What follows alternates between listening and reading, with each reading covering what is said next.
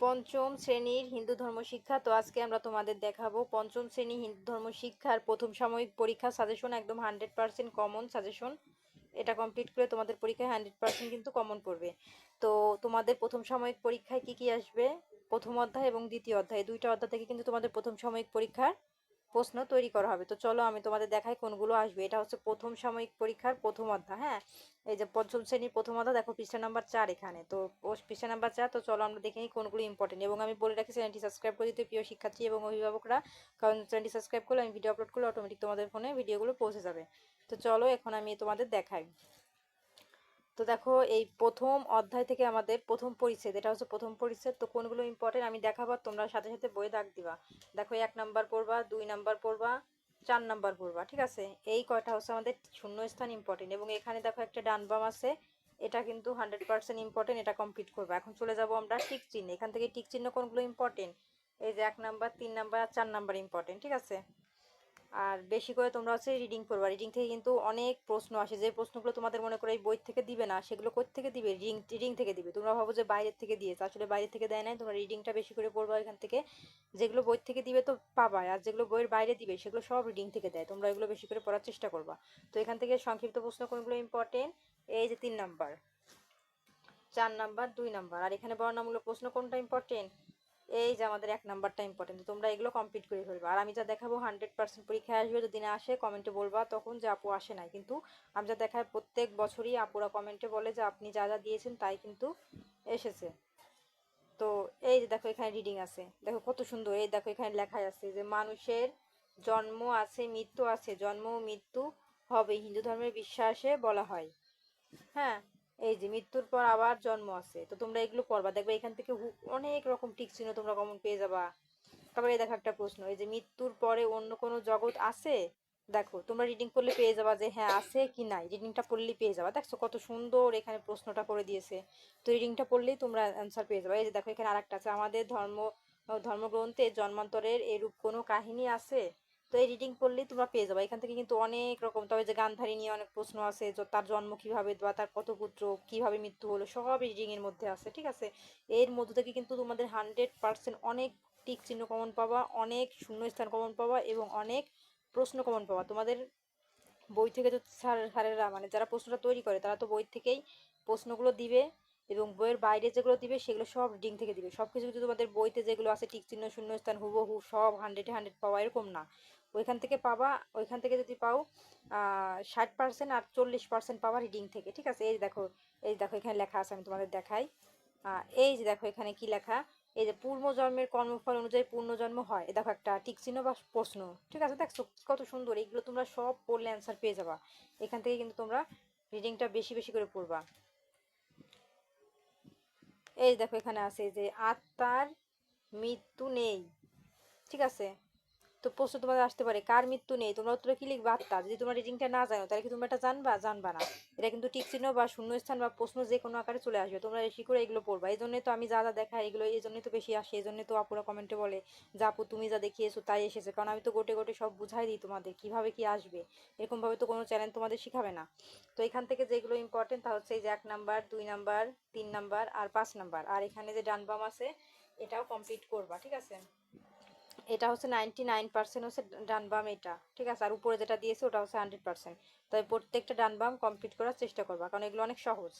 আর এখান থেকে যে টিক চিহ্নগুলো ইম্পর্টেন্ট, মানে যেগুলো এই যে বইয়ের থেকে আসবে আর কি সেগুলো তো আমি দেখাবো। আর যেগুলো বইয়ের বাইরে আসবে সেগুলো রিডিং থেকে আসবে সব, একটাও কিন্তু বাইরের থেকে আসবে না, সব রিডিং থেকে। এই বই থেকে এই এর মধ্যে থেকে দিবে আর সব রিডিং থেকে দিবে। তোমরা রিডিংগুলো কমপ্লিট করবে। এখান থেকে 1 নাম্বার আর 2 নাম্বার, এই যে 2 নাম্বার, 3 নাম্বার, এই তিনটা এখান থেকে কমপ্লিট করবা। তারপরে চলে যাবো আমরা সংক্ষিপ্ত প্রশ্ন। এখান থেকে কোনগুলো ইম্পর্টেন্ট, এই যে জন্মান্তর কাকে বলে এইটা ইম্পর্টেন্ট, আর 3 নাম্বার ইম্পর্টেন্ট, আর 2 নাম্বার ইম্পর্টেন্ট। আর এখান থেকে বর্ণনামূলক কোনগুলো ইম্পর্টেন্ট, এই যে 1 নাম্বার, 2 নাম্বার, এই দুইটাই কমপ্লিট করে তোমাদের এনাফ। এখন চলে যাবো আমরা তৃতীয় পরিচ্ছেদে। তো তৃতীয় পরিচ্ছেদ থেকে আমাদের এই যে রিডিং আছে, রিডিংটা তোমরা পড়বে। আমি রিডিং থেকে এখন আর বলবো না, তোমরা এখান থেকে পড়ে নিও, ঠিক আছে। রিডিং থেকে কিন্তু অনেক প্রশ্ন আসে, তোমরা খুব খুব করে রিডিং পড়বো। আমি আবারও বলি, দেখবা যে এখান থেকে অনেক রকম প্রশ্ন তোমরা কমন পেয়ে গেছো। এখন এখান থেকে আমি দেখাবো যে কোন শূন্যস্থানগুলো আমাদের ইম্পর্টেন্ট। এই যে 1 নাম্বার করবা, 3 নাম্বার করবা, 4 নাম্বার করবা, ঠিক আছে। আর এখান থেকে এই যে ডান বাম মিলকরণ, এটাও করবা, এটাও কিন্তু 100% ইম্পর্টেন্ট, ডান বাম মিল করানো। ওই যে প্রথমে একটা দেখাইছিলাম ওইটা 100%, আর এটা 100%। যেটা আমি 100% বলবো সেগুলো বেশি করে করবো, আর যেগুলো 99% বলবো ওইগুলো কিন্তু বেশি আসার সম্ভাবনা আছে, কিন্তু একটু কম, 19 আর 20, ঠিক আছে? কারণ আমি তো তোমাদের প্রত্যেক পরীক্ষার প্রশ্নগুলো দেখি, আমাদের এখানকার স্কুলের সমস্ত প্রশ্ন তো আমি দেখি, এই জন্য আমি জানি কি কি আসবে। তো দেখো এখান থেকে টিক চিহ্ন, এই 1 নাম্বার ইম্পর্টেন্ট, 3 নাম্বার ইম্পর্টেন্ট, আর 4 নাম্বার ইম্পর্টেন্ট। তারপরে চলে যাব আমরা সংক্ষিপ্ত প্রশ্ন, কোনগুলো ইম্পর্টেন্ট। এই যে 1 number important, 4 number important, 3 number important. আর বর্ণনামূলক প্রশ্ন কোনগুলো ইম্পর্টেন্ট, এই যে শুধু 1 নাম্বার। তারপরে দেখো আমরা চলে যাবো চতুর্থ পরিচ্ছেদে। তো চতুর্থ পরিচ্ছেদ দেখো এখানে আবারও আমাদের টিক চিহ্ন মানে রিডিং আছে, এগুলো আমি আর বলবো না, তোমরা পড়ে নিও এখান থেকে।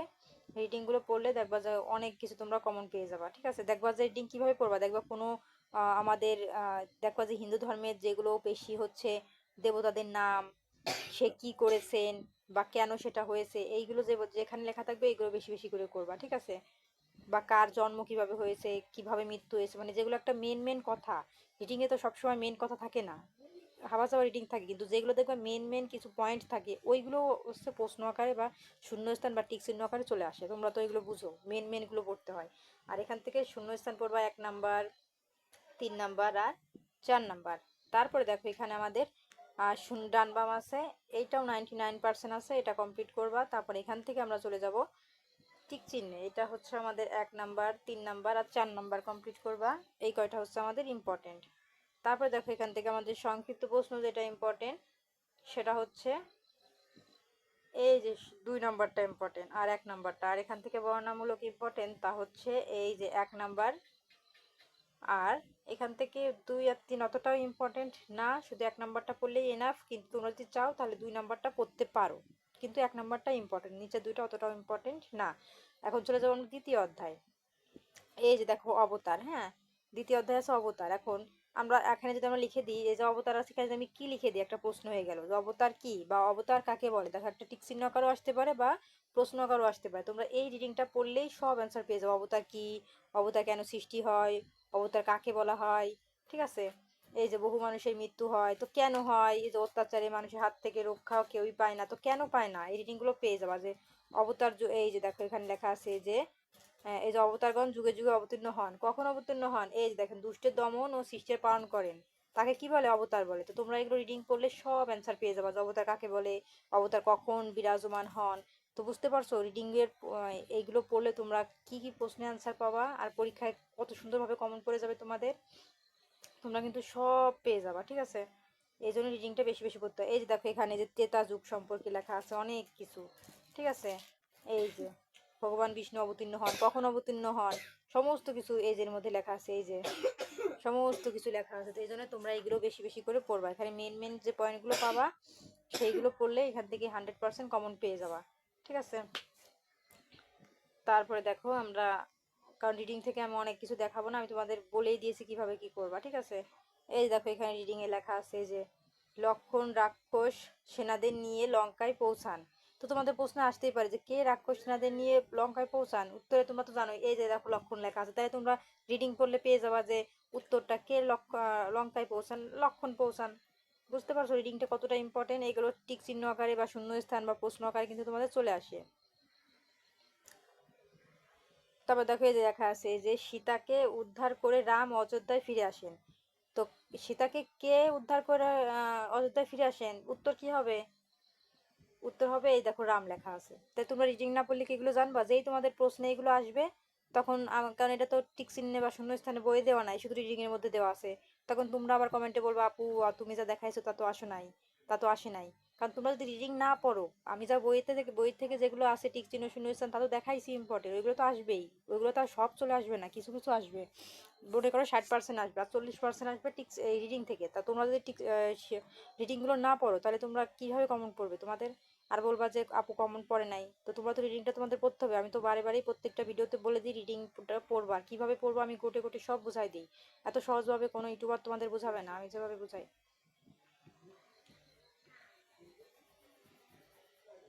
তারপরে দেখো এখানে আমাদের এই যে দেখো ওইখানে যা ছিল তাকে এর মধ্যে আছে, রিডিং এর মধ্যে যা ছিল তাকে এর মধ্যে আছে নাই, তাহলে কি, তাহলে এইখানে থেকে একরকম আর রিডিং এর মধ্যে থেকে আর একরকম, তাহলে তোমাদের এখান থেকেও ইম্পর্টেন্ট করতে হবে আর রিডিং থেকেও যা আছে ইম্পর্টেন্ট গুলো করতে হবে। দেখো এখান থেকে আমাদের এই 1 number important, 2 number important, 3 number important, তারপরে এই যে 5 নাম্বার ইম্পর্টেন্ট এবং 6 নাম্বার ইম্পর্টেন্ট, এখান থেকে কিন্তু অনেকগুলো ইম্পর্টেন্ট আর রিডিং গুলো বেশি বেশি করে করবা। তারপরে দেখো এখানে এই যে আমাদের যে ডান বাম আছে এটা কিন্তু 100% ইম্পর্টেন্ট আছে, তো এখান থেকে তোমরা এটা কমপ্লিট করে নেবে। এখন চলে যাবো আমরা টিক চিহ্নে। এখন টিক চিহ্ন কোনগুলো ইম্পর্টেন্ট, 1 নাম্বার, 2 নাম্বার, 4 নাম্বার আর 5 number important.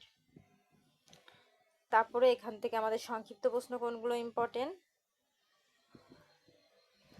1 number, 2 number, 5 number, 4 number important. এবং এখান থেকে বর্ণনামূলক প্রশ্ন কোনগুলো আমাদের ইম্পর্টেন্ট, 1 নাম্বার আর 2 নাম্বার। আর নিচের দুইটা অতটা ইম্পর্টেন্ট না, প্রথম দুইটাই 100% ইম্পর্টেন্ট, নিচের দুইটা পড়ার কোনো দরকার নাই।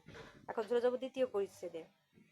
তো দ্বিতীয় পরিচ্ছেদে আমাদের কোনগুলো ইম্পর্টেন্ট, আর এই যে প্রশ্নগুলো দেখলাম অনেকের গাইড নাই, তো এই প্রশ্নগুলো কিভাবে পড়বা, এই দেখো এখানে পৃষ্ঠা নাম্বার দেওয়া আছে, এই যে 27, তোমরা লিখবা পঞ্চম শ্রেণী হিন্দু ধর্ম, পৃষ্ঠা 27, 2026 লিখলেই দেখবে আমার ভিডিওটা চলে এসেছে, সেখানে সমস্ত কিছু অ্যান্সার দেওয়া আছে। তো তোমরা এগুলো দেখে নিও, যাদের গাইড নাই, যাদের গাইড আছে তাদের গাইড থেকেই পড়ে ফেলবা, সমস্যা নাই।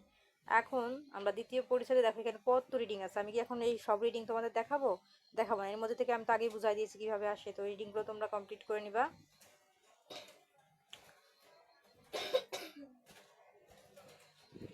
এখন কমপ্লিট করার পর এই দেখো এখানে সাল দেওয়া আছে, এই যে 1893 খ্রিস্টাব্দে আমেরিকায় শিকাগো শহরে অনুষ্ঠিত বিশ্ব ধর্ম সম্মেলনে যোগ দেন। তো কে যোগ দেন, তো তোমাদের পরীক্ষায় প্রশ্ন আসতেই পারে যে এই যে স্বামী বিবেকানন্দ কত সালে ধর্ম সম্মেলনে যোগ দেন। তো তোমাদের উত্তর কি লিখতে হবে, যে 1993 খ্রিস্টাব্দে আমেরিকার শিকাগো শহরে। তো দেখছো প্রশ্ন কিভাবে আসে রিডিং থেকে, এরকম ভাবে তোমরা রিডিং গুলো বেশি বেশি করে পড়বা, দেখবে এর মধ্যে থেকে সব অ্যান্সার পেয়ে গেছো, তোমাদের 100% তোমরা 100-তে 100 নাম্বারই পাবা।